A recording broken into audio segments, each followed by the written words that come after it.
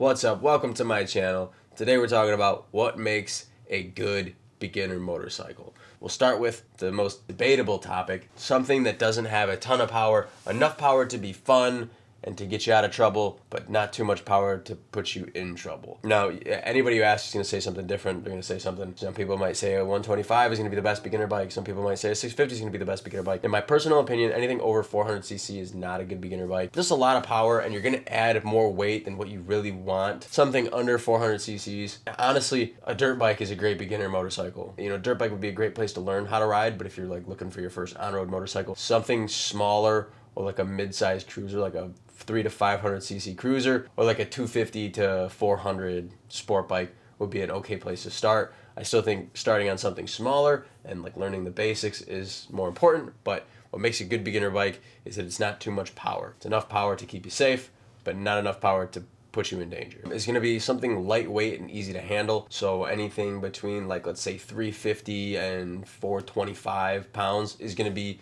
very manageable. It's going to be light and easy to maneuver. At that low of a weight, you're going to have a little bit more power with your lower cc motorcycles or your lower horsepower motorcycles. It's going to feel like a little bit more power. It's going to feel a little bit more punchy without necessarily having a ton of power. That would be my second tip, is to find a motorcycle that is somewhere under 425, 450 pounds. Anything higher than that, a little bit more challenging. Cruisers, you're going to have bigger cruisers, are going to be more, obviously depending on the type of bike. Sport bike, you can get really light with those at a good beginner. Cruisers, obviously they're going to be a little bit heavier. Lighter the weight, the easier it's going to be to learn how to control it, and you're going to build that muscle memory up a little bit faster. A bike with good delivery, good predictable power, something that has a linear power curve. Bikes like the Ninja 400, Rebel 500, that's what makes these great motorcycles. You just don't want any surprise wheelies. You don't want sudden lurches, and when it snaps at higher RPMs, like things like that are less predictable, you want to avoid. Something that's super overlooked is going to be the comfort. You want something that's going to be comfortable. You're going to be spending a ton of hours learning, and you want those to be comfortable. When you're not comfortable, you start to just think more about being uncomfortable and less about everything else around you. So if you're so focused on being in pain or discomfort, you don't want to focus on the discomfort. You want to focus on all the other things. That's going to make a safe, enjoyable ride. And at the end of the day, if you're a beginner and you want a beginner motorcycle, it's probably because you want to ride a lot. The more miles you put on it, the more hours you put on it, the better you're going to get, and the safer your ride is going to be every single time. And so you want something comfortable. A lot of people overlook it,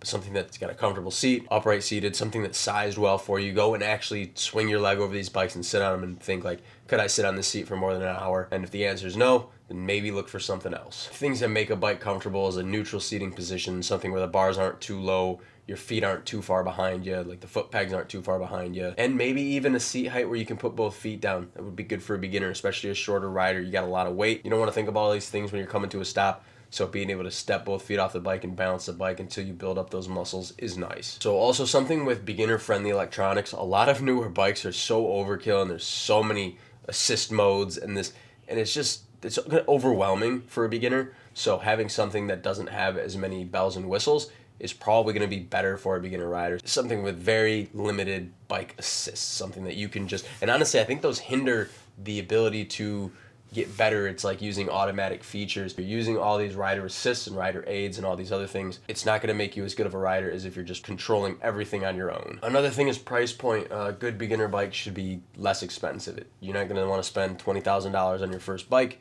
Just doesn't make sense. There's a good chance you're going to drop it. Having something that's easier to fix plastics on, easier to repair, it's going to be less of a headache. If you drop an expensive bike, it's going to deter you from taking that bike out and riding. So I definitely would keep budget in mind here and get something that's not going to break the bank. Just get something affordable.